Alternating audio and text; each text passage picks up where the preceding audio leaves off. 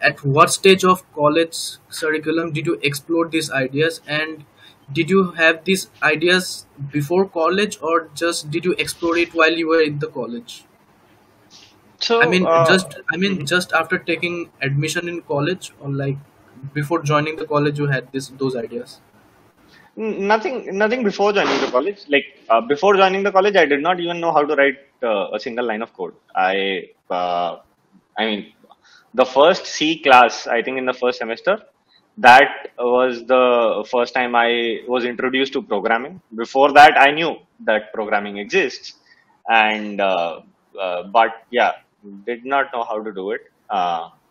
Just knew a little bit of physics, chemistry, and mathematics to crack AIEEE and get there. Yes, sir. That Yes, sir. Yes. that was it. So yeah, all of these ideas were with discussions with friends inside the college, and basically there was what you could call a bias for action, which is that hey, we have an idea, but there's no point sitting on it. It would not, there's no point sitting on it or thinking that if someone would build this, it would be great. Why can't we just build it? So that's how I think most of this got done. Yes, Yes, sir. sir. Yes, sir. That's a nice idea. So, like next we have Sam with us. He will ask Yeah. the another question. Yes. Yeah. So, I would like to tell our viewers that Romil sir was in college. He won the prize money for the Abhiyantran, and he used this money to seed his startup. Now, after graduating, sir started a dev shop in Hyderabad with his batchmates to make some money and to invest in his co-founding company, Travel Chef. Now, sir, what were the new experiences, and how was it different from seeding your first startup from the Abhiyantran money? So yeah, the first Abhyantran, I think Asad, Vikas, Aditya, and Rajat, all of us participated in different competitions. I was also, I mean, some of us were also in the organizing committee of some of these competitions. Uh, we did, I think, the prize money that we won was something around 18 or 19,000 rupees.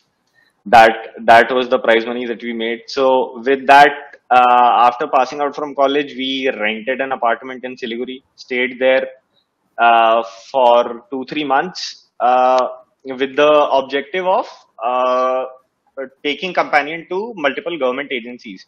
So what we wanted to do more with companion was that we wanted to have all of these local taxis that we have running in on Sikkim roads, which most of us take to move around. So we wanted all of them to be fitted with GPS, and that could happen with government intervention, and that would get us real time locations of these local taxis. The government buses that used to run on the roads, we wanted those to have GPS as well.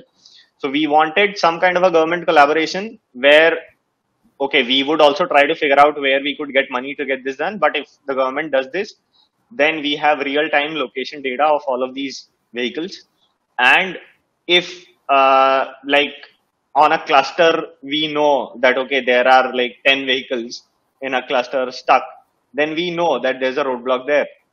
So we now do not need crowdsourced information. We do not need people to feed into our app that there's a roadblock.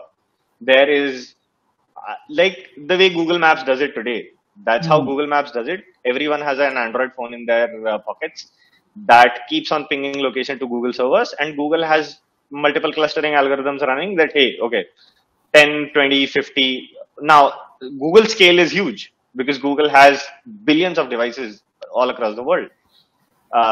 What we wanted to do was build enough density inside the state of Sikkim with all of these government vehicles and these service vehicles so that we could uh, uh, perform this clustering and know that where these roadblocks are. Another thing that we wanted, why we were going to government agencies, we went to boards BRO. We went to Roads and Highways Organization. Uh, a couple of other organizations, I do not exactly remember their names now, but we went to multiple. I mean, and we had been going while we were in eighth semester as well. So this had been continuing. And another reason to approach the government was that all of these JCB machines that we have, right, that uh, clear out landslides whenever they happens. The claw machines, I don't know what they're called exactly, but yeah, those JCB machines that you have. So we wanted to fit them with GPS as well. So now what we wanted to do with that is we could intimate the government itself that, hey, there's a landslide which we figured out via our clustering algorithm. Now, if all of these JCB machines are also fitted with GPS, then we know where they are in real time. One is where. So then we could inform the government agencies or BRO, whosoever is concerned with, removing that landslide, debris of that landslide, that, hey, the nearest GPS enabled your machine is at this point. You can call that guy and get him to this place and, start clearing it out. And also we could then estimate and notify people with with a time that, okay, just the notification that, hey, there is a landslide or a roadblock ahead does not help people a lot, because they do not know for how long. So this information that for how long you need to, not start with your journey so that you do not get stuck, this is very valuable information to them. So with this, we could then figure that out as well, estimate how much time would it take to clear that debris and the road to get, working again, so that we could, relay that time back to people who were traveling on the road that, hey, there's a 2-hour blockade ahead. You can spend that, in a nearby tea shop or something. And then once it gets cleared, we will notify you anyway. So then you can, start on your journey. So that we did. That was basically the use of the seed money. And then after that, we were not able to crack that. Were not able to get the government departments on board. We met a couple of people in those government departments who were NITians as well. Some NIT Calicut people or NIT Surathkal people who were in those government departments. So we had talked to them and they liked the idea. They were very enthusiastic. But then the next time we went, they were transferred. The files got lost somewhere. It was again, the cycle started again. So then we were, you could say that we were not persistent enough, or we just lost hope that this is not going anywhere. So we packed our bags, moved to Hyderabad, started a dev shop, started building, apps and web, because we knew how to build apps and websites. We knew that we could make money out of this. So we started a dev shop, building apps and, apps and websites for other companies. We had a friend who was there in Hyderabad, and we knew that he has connects, so he can get us projects. So that was the idea behind moving to Hyderabad. And then we did run it for a good 10-12 months, did make some money out of it, built projects for some startups, built projects for some semi-government organizations. We even made a few projects for some Canada-based organizations. So in today's, if you want to start a dev shop today, the biggest money maker is to get offshore projects in India. Yes, sir. Overseas projects. Yes, sir. Yeah, overseas projects, because then the margin that you get on those Obviously, sir. It will be much more. are high. So we did, some projects there. So yeah, that we ran for a good 10-12 months. And then, So yeah, it was like internet solutions or something, right? yeah, Yeah. we built a couple of apps for a startup called Restaurant Discount Buzz. So they used to give discount coupons for restaurants and something. They were operating in Hyderabad. Then Yes, sir. the same guys who had started that also started a laundry startup. So we built there some modifications in that app as well. So a couple of projects like these, yeah.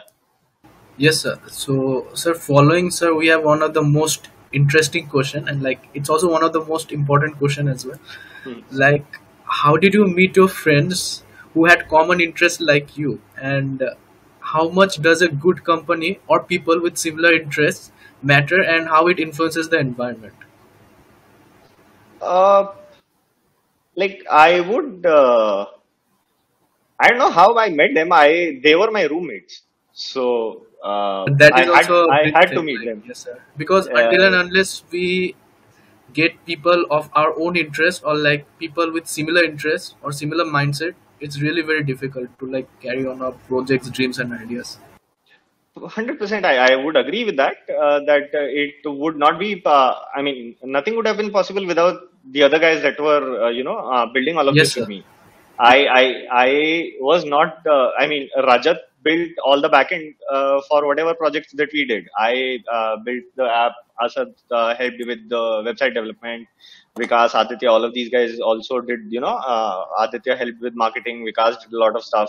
So all of us, I mean, okay, we met because we were roommates. We had to meet, but I think that organically happens.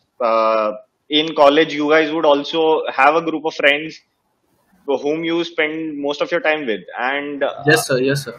and I think that happens very organically. You find people who you can talk to, who have similar and shared interests, and like. I mean, with COVID, one thing, I mean, I feel for people who are in college now that they do not get to stay in hostels and they are doing this over Zoom and video calls. So that is very, I don't know. I mean, a crucial loss of 2 years for students who are in college today, because I liked being in college a lot and being around these people, because that is when you get the time. You are at home, uh, then you do your classes, 8 to 2 or something, and then after that you are at home, so you do either sleep or help out at home or something or the other. But getting around, sitting in a room with four other people who you gel with, and then okay, what should we do? There's a lot of time to do all of this, so that college definitely helps with. And especially residential colleges where you stay in hostels, that definitely helps with it. Yeah, like in colleges, like we have unseen experiences of the things, and then so yeah, so now I'll move into next question. So in this year 2021, like we have lot of startups for almost everything. Like startup space is filled with lot of this all these ideas and everything. Everyone is an entrepreneur in this day. So do you think this startup market is running out of ideas, or if not, do you think there will ever be a saturation point? uh, so okay, this startup bubble question, is thrown around a lot, and I mean, you get a lot of people opinionating on it, that are we in a startup bubble? Is this going to be like the 2008 market crash or 2000.com bust? Uh, no, because you are okay. All of these startups, whatever they are doing, none of them are doing 2008. Again, you have to critically analyze what is happening, right? 2008 market crash happened because there were a lot of people there were banks who were selling bonds which were not fit to be sold, etc., etc. There was stuff happened there. Yes. With startups, the money that's coming in, the money is coming in on the promise that, hey, the tech scene in India, you have a lot of people who, I'm specifically talking about tech startups. Now, you have a lot of funding coming in from outside as well. A lot of, if you will see, a lot of venture capitalists who did not have an India team now are building an India team. There are a lot of programs being built which are to facilitate, the concept of building in India and selling everywhere. Till like 2-3 years ago or 4-5 years ago, you built like Ola built their app in India, and for most of their journey, they ran the Ola app in India. But if you see, Ola has gone international. Ola is running in London. Ola is running in New Zealand. So they in Australia they have launched. You take the example of Zoho. Zoho is a huge, B2B SaaS company that is, I mean, one of the biggest in the world. It Yes, is sir. not just India. Freshdesk again, a huge example. So Zomato again runs in a lot of countries. The idea that Indian startups can only run in India, or there are always problems to solve. India, the size of the country and the varied problems that it has, I bet all of you today can think about something or the other that you do not like and you would want to be changed in your life, at college. Once you start going to work, maybe at your work, you would want things to be different. That is all startups are. Those are just solutions to some problems, and people have figured out how to make money out of that. That is all there is. Now, again, people are investing in India a lot because the spending power in India is increasing, of people. People are able to afford a lot of things. People are able to buy a lot of things, a lot of services. So that is how startups are also making money. The promise of India in the next like 5-10 years is not going anywhere, and I mean, there's not going to be a startup bubble burst or anything like that. I don't think that way at all. You have an idea, just start building. There's no Yeah, sir. So, but like so in big companies and like these big companies, like I'll take example of Cred, right? hmm, So these are occurring massive losses.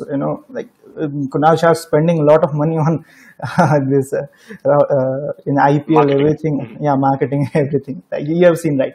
So now, so there are a lot of companies, right? So now these companies only like they are making it just valuable for like they're just making valuation out of them, right, sir?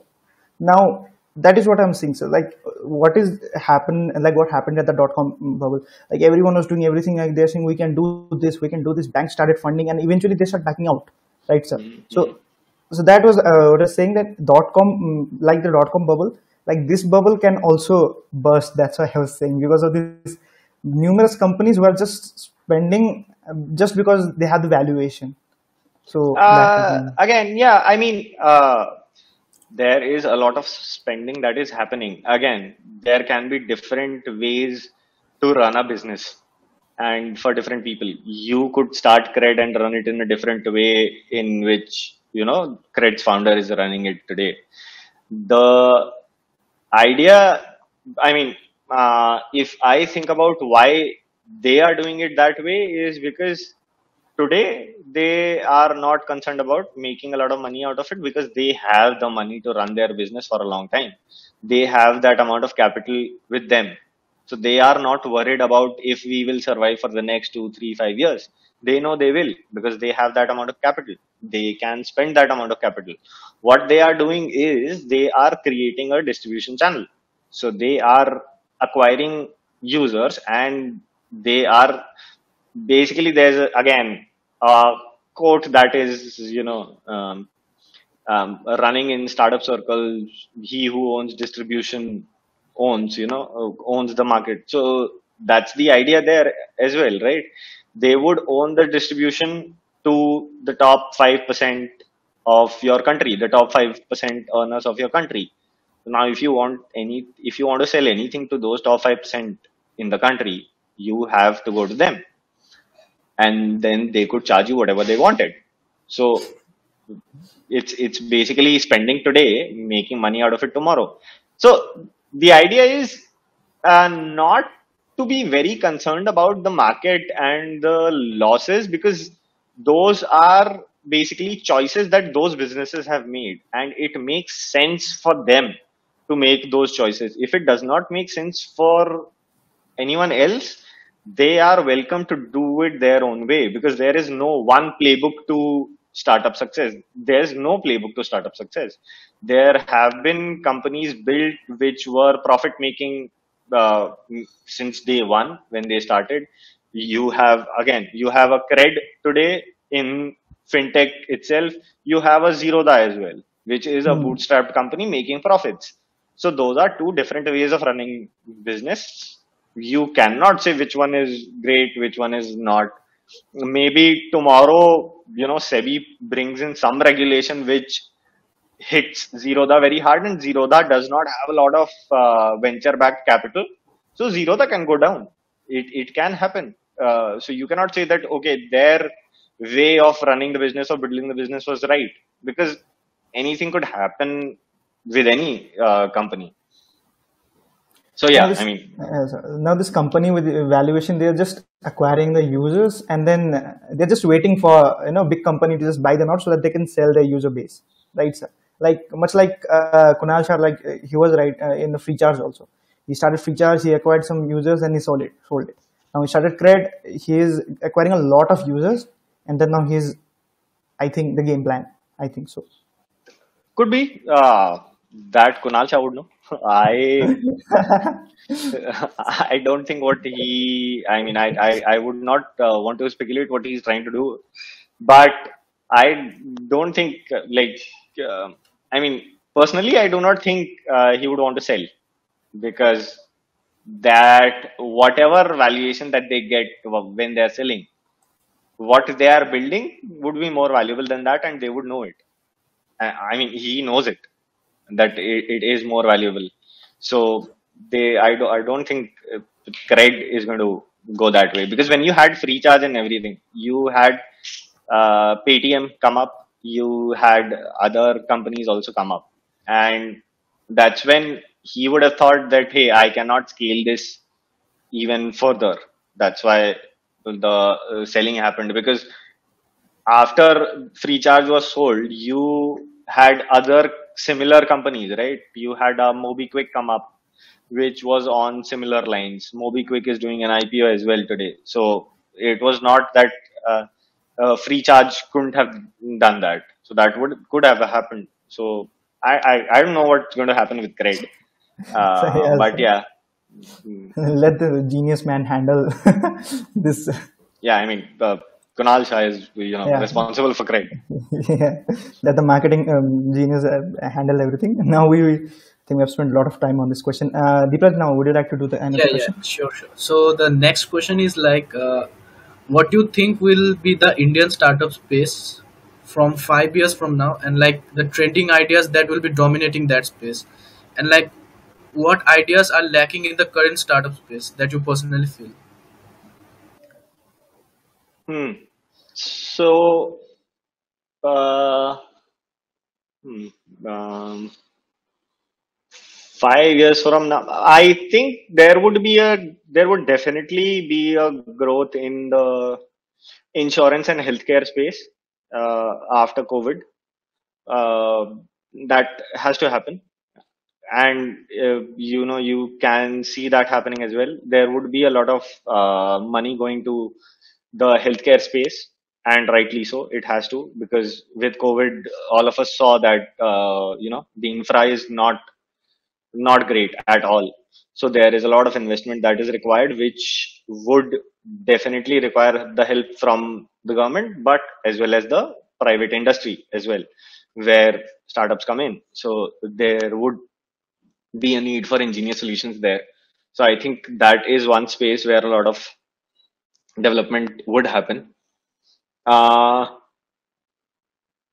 Ways to do remote or hybrid work, that is also, a lot of tools and businesses would get built on top of that, because I do not see the world going back to 5 days a week, 9 to 6, working from office. Anyhow, I do not intend to do that.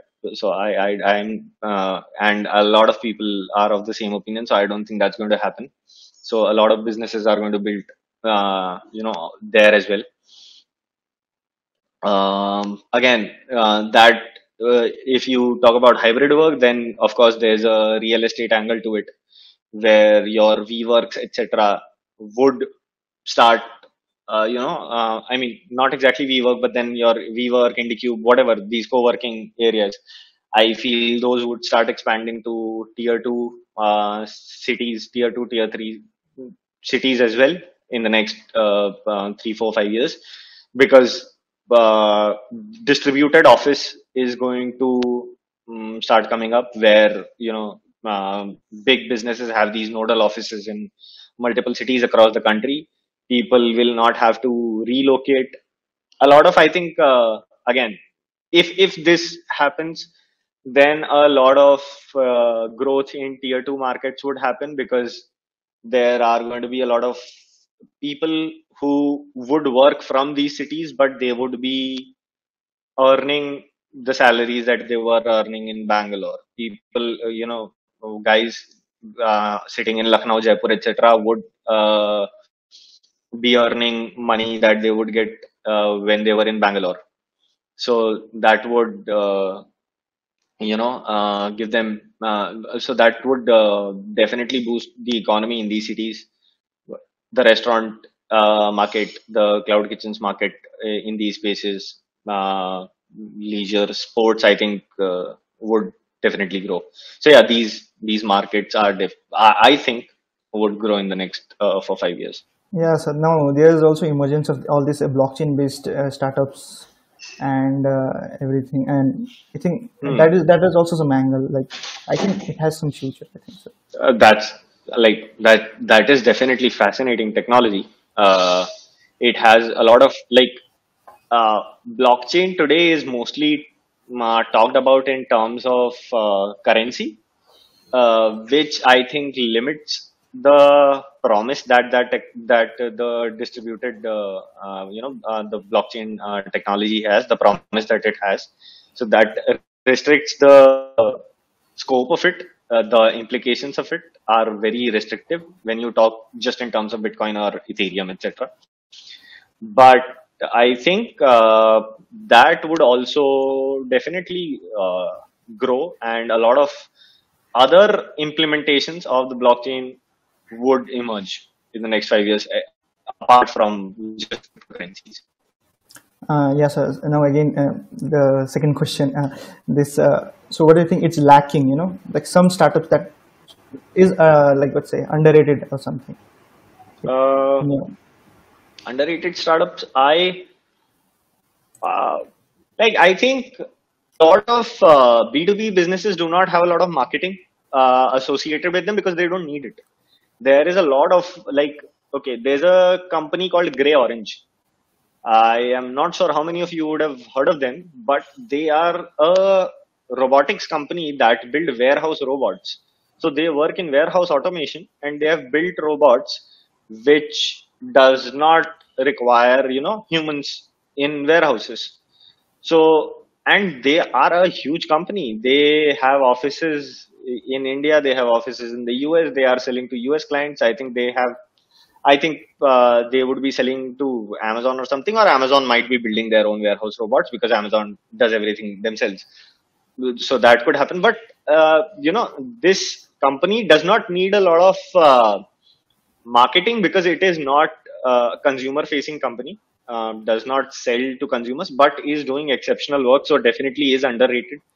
And you hear these news about warehouse workers not getting enough time to even go to the washroom, to drink water, etc. So like their working conditions not being very good.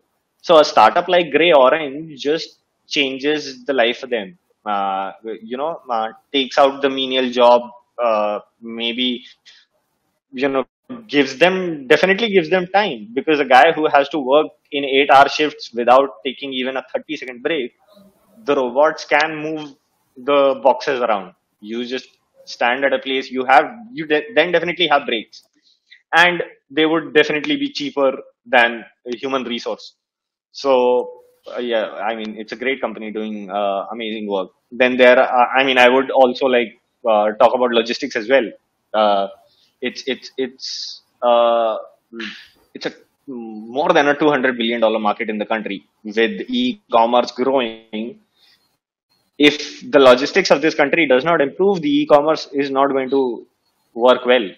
You can have a lot of D2C brands, which, new D2C brands where you start up a website that, hey, I built this, you want to buy, I will ship it to you.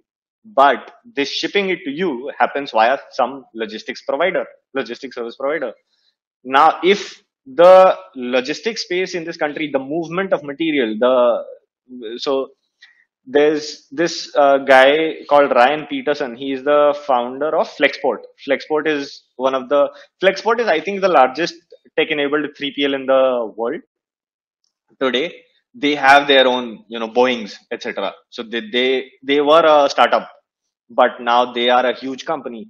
So what he says that the logistics is basically the circulatory system of the world economy, which is 100% true. If if your material is not shipping from one part of the country to the other, you're like with COVID, you saw a lot of oxygen crisis happening, right? a, a great logistics system in your country, where extra oxygen is there, you can get it shipped. Like the government started trains, etc., right, overnight, filling containers with oxygen and shipping it to other parts of the country where oxygen was not there. So a good logistics backbone of the country improves everything exponentially. Uh, and again, logistics people, startups working in logistics do not need a lot of marketing because they are selling to businesses, so they directly talk to them. There's mostly outbound sales, not especially in the initial days, not a lot of inbound interest happens. So that's a reason these are not heard of, but yeah, definitely underrated industries. Yeah, so now this logistic space is really, especially in the times of this online market when people have been just ordering and everything from Amazon and Flipkart. I think logistic space is really, Yeah, and with the COVID, it has definitely accelerated with businesses as well. Like I work in the same industry, I know that it has accelerated the growth of tech adoption in the legacy companies where you had your legacy logistics service providers, you had your shippers who were averse to technology because it is a very broken industry. Definitely runs most of it runs offline. It has not been touched with technology yet. But COVID accelerated that. So now there are a lot of companies who just want to very quickly adopt tech-enabled solutions for their logistics and supply chain visibility. so now, we have talked about future 5 years from now and the space now. So let's go back to NIT Sikkim and the past. So, you are the founding member and founding and the core member of WDC and the Abhyantran. Now, so what was it like back then when there were no clubs and you had to do everything on your own? Like we have right now, we have clubs and everything. Just give us exposure and everything. But you were the one, like you were one of them who started it, like with no guidance, no everything. How was it like then? I think it gave us an opportunity because there was nothing there. So it gave us an opportunity to build it and set some ground. What do you say? Some a stage for other people, to come in and then take it forward from there.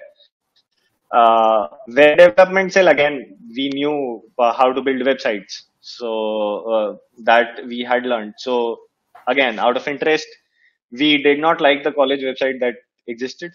That was not great, so we thought we could do a better job. That's how it started. I and then Dhananjay sir and Balaji sir, all these guys were there who put in a little bit of process because we were like, okay, we'll build a website and we'll host it, etc., etc. So that was where we were coming from. But then, to give it a structure of a society and different teams would do different things. So yeah, with the guidance of our professors also, that definitely worked well.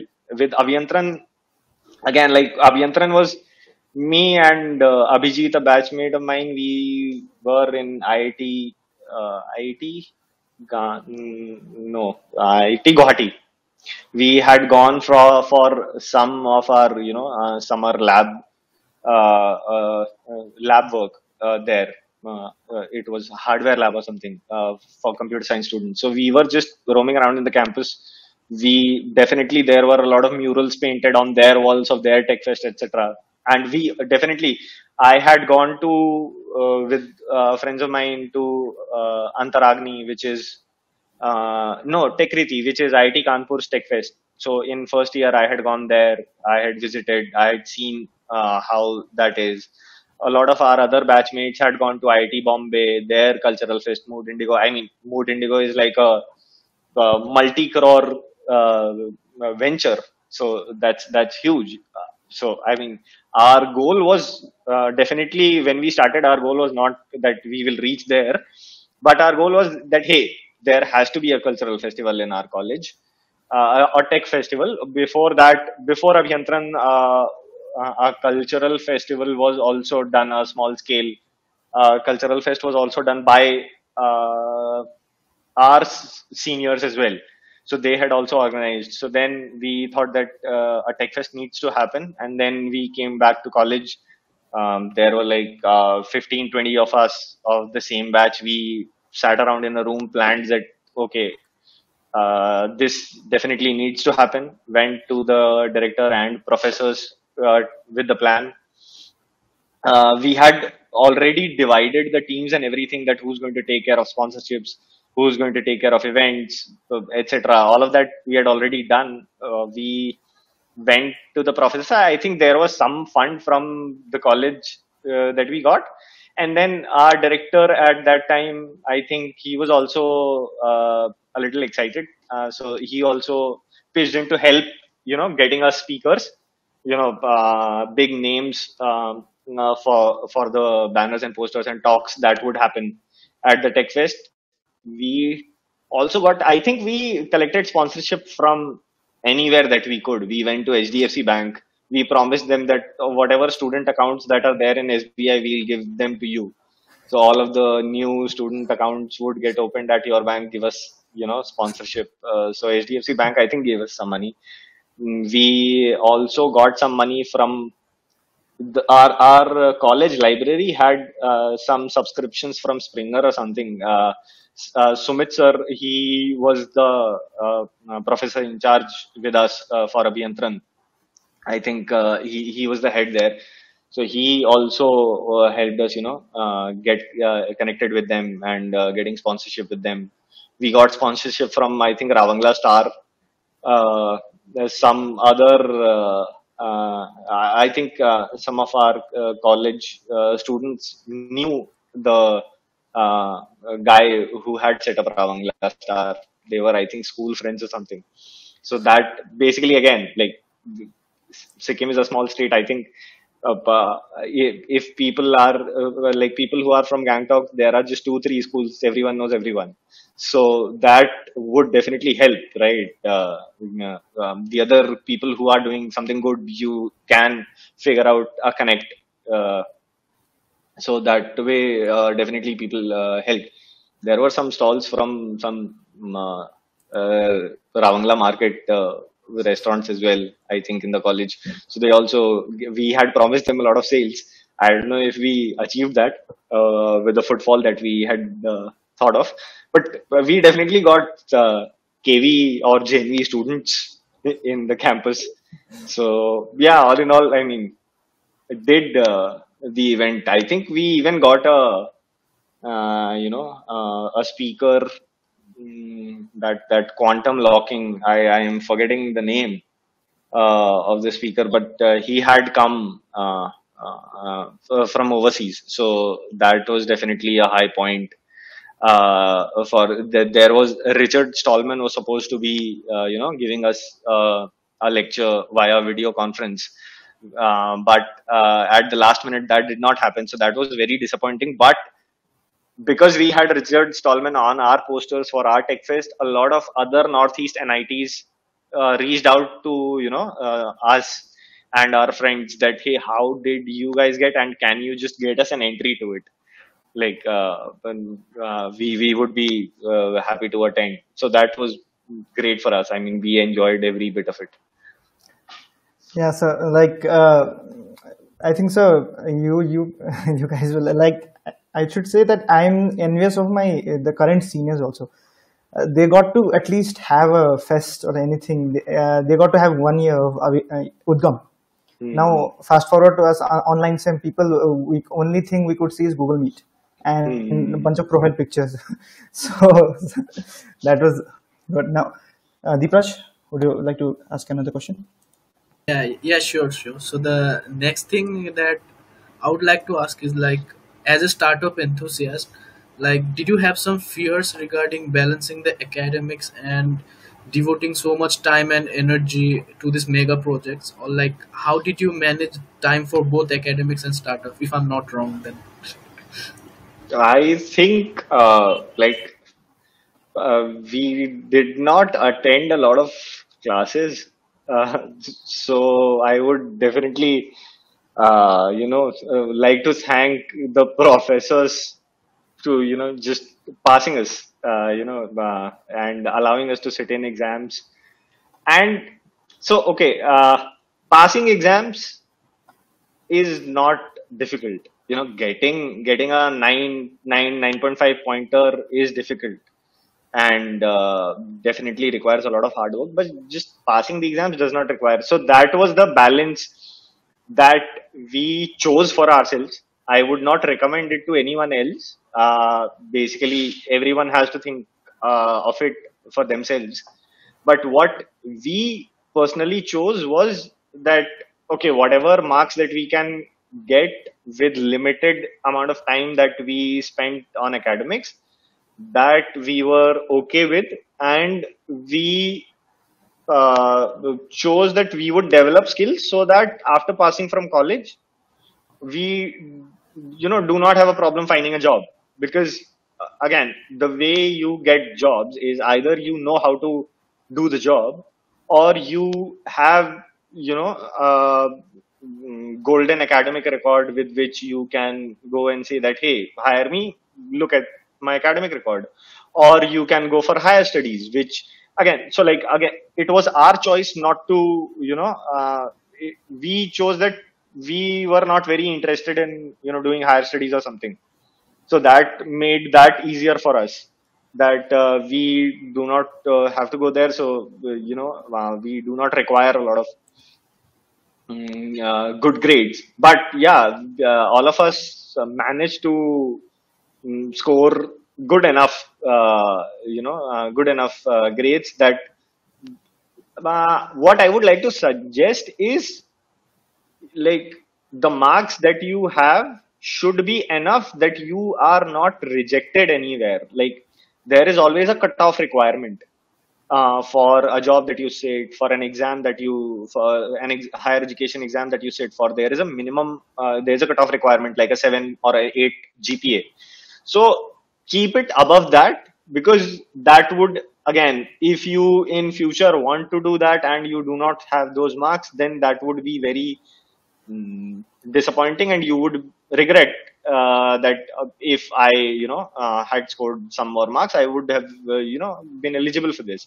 So definitely have uh, good grades, that you are not ineligible for anything. You are always eligible, you always have more than cutoffs, and then above that is your choice. You can do, it's great to score a 10 pointer as well. I mean, I would have been elated if I got a 10 pointer in anything, but I did not. I don't regret it, but yeah, uh, a lot of people did from my own batch. So yeah, they would be, better people to tell you about scoring well in academics. I was not, I was not that great at that. So yeah, so now, sir, if you could go back in time, when you were just starting out, young Romil, just starting out, clueless about many things, now consider now the current you in this present situation. If you could go back in time and could tell to your present self one piece of advice, what would it be? So, more than like the advice that I would give that, Romil, is build your network. So, because, and this is specific to, not specific to startups only, because like anywhere, anything that you would want to do in life, you would need people who have either done it before or who know how to get it done. And you would definitely want advice from them. I would take an example of, building startups. So at 2021, when I was second year, third year in college, I did not know anything about building businesses. Definitely, no one at 2021 knows how to build businesses. They definitely need a network and a set of mentors and people who can guide them towards the right thing. What you can guarantee is your hard work and grind. That hey, I would get this done, and your persistence. But you definitely do not know uh, how to get it done. How to what a term sheet is, how to raise money, how do I build 5-year projections of my business, what is PE ratio, like I can throw 10 finance terms, and a 21 year old did not know any of them. And it wouldn't be expected even, because there's no training. No one teaches this you in school, no one teaches you this in college also. The economics class, I think there's an economics class in one of the semesters. I don't know what gets taught there, but yeah, we definitely got all of this. This much I know. I think we are taught about RBI, etc. RBI is the central currency controller or something. I don't know what use that is, but anyway. So yeah, basically, like I would actively want students today in our college to work towards building the network, because if you see, you would definitely say that in our country we have a lot of IIT and BITS, founders startups. Mm. A lot of founders are from IIT, a lot of founders are from BITS. Why is that? The reason being their alumni network and their network. A lot of them have already done that. A lot of BITSians, a lot of IITians have already built startups. A new guy starting out today in IIT Bombay has abundance of help that he's just a WhatsApp message away from funding. If someone, like, they would have 20, 50 founders who have built multi-million dollar businesses in that WhatsApp group, and you just drop a message with your a Notion document telling that hey, I want to do this is how I want to build it. If they like it, they'll give you a 5 lakh 10 lakh check that okay, go ahead, try it out. I am taking this much stake in your company. So that is the power of network. That is how a 20-year-old can build a startup, not by themselves. So we after college, we participated in a lot of startup competitions. Like the network that I have today is either because we won in a BITS Pilani competition, and BITS Pilani, we won basically two startup competitions. One of BITS Pilani and one of BITS Pilani Hyderabad campus. Uh, Conclave, I think, yeah, one is called Conclave and one is called Launchpad. So we won there. But what those competitions gave us was an entry. I definitely do not claim that I am in the BITS Pilani alumni network, but I know at least 2, 3 people who I can now talk to, and they would guide me if I want to do something. I joined Freight Tiger today, so I have a lot of people who I know in my company and outside my company who are actively involved in the startup ecosystem today, and who could help. If I want to start another business today, they would be very happy and to listen to my problem and to guide me. So that is how I have tried to build my network. So I would definitely want the students today at the college to actively work towards that. So yeah, so no, the difference between the current and the past would be the network, the relationship that you have built, right? So yeah. So Deepraj, please move on to next question. So obviously, yes. So like the next question is one of the most important, and like it's one of the most interesting as well. So the next thing is like, sir, what was one of your most like what was one of the fondest memory of NIT Sikkim that you still carry along with you? Like, what is the most interesting thing that happened with you in NIT Sikkim? There, I mean, there have been a lot of. I mean, since there are many, but you have to choose one among all of them, like the best one. Hmm.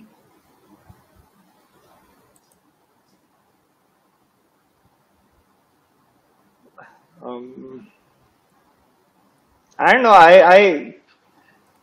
I definitely remember. Uh, there is that rock in the foyer of our college, Yeah, just yes, beside yes, yes. the auditorium. One morning, all of us were sitting on top of it and asking professors for you know getting us tea. And Tarun sir was there. He had come out of his apartment and he very kindly obliged and asked us that we can go to the canteen below Mithu Bhaiya's shop to get tea and parathas. So that is a very fond memory. And then I mean, organizing the Tech Fest, the first Tech Fest Abhyantran, that was like sleepless, a very sleepless week. I was working on building the app. I was working towards organizing the treasure hunt. I was running a Android app development competition. I was also running the PR for Abhyantran. So I was there in the PR team. So definitely a lot of work and a lot of sleepless nights, but one of the most amazing memories that I have, because uh, what we got after that 1 week, the event that we organized, I don't think any one of us thought that we would be able to do that, but collectively a lot of students pitched in a lot and were able to have some sort of a semblance of a fest. So that was definitely great. Yeah. Governor launching our app, us getting, news articles written in different newspapers, a lot of traffic coming to our app. The growth graph spiked. So there was a definite spike when the news articles came. We had calls from people, random people from Gangtok, that because we had given uh, one of our numbers, for feedback, and they were, I mean, a lot of people called saying, I am not able to do this. I'm not able to use it. How do you? I mean, that was also a lesson in user experience, because we were bad at it. If I have to build it today, I would build it in such a way that people understand it and not just the developer understands it. But yeah, that was also like one of the great moments in college. Yes, I always know that the grasses are always greener on the other side. So obviously, it is a good saying. Like many things it taught Yeah. me. Now, so moving towards the end, it was such an honor to have you here today. Thank you for sparing your valuable time and advice with all the viewers. We'd also like to thank all the viewers for constantly supporting and being with us throughout the whole season. We hope all the students have a lot to take from this session and will aspire all the students to follow their dreams and passion vividly. Finally, we also express our gratitude to our mentor and the president of the club, Dr. Dhananjay Tripathi sir, and our senior members for guiding us.